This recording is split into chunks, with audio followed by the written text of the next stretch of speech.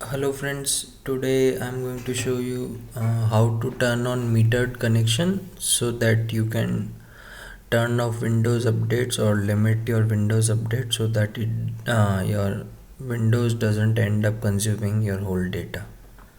Okay, it's very easy. Just click on the menu button, then go to settings. Okay,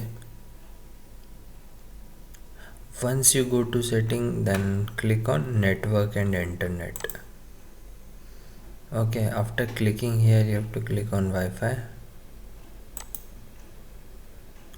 then Wi-Fi you have to select your connection. Like here Galaxy M51 is connected, so you have to connect this and click on the connection from which your internet is working, like this.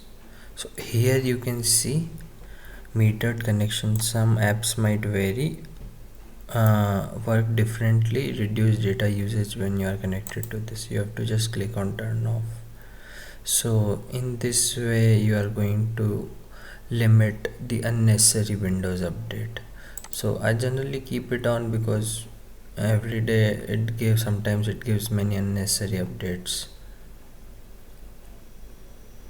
Yeah, that's it.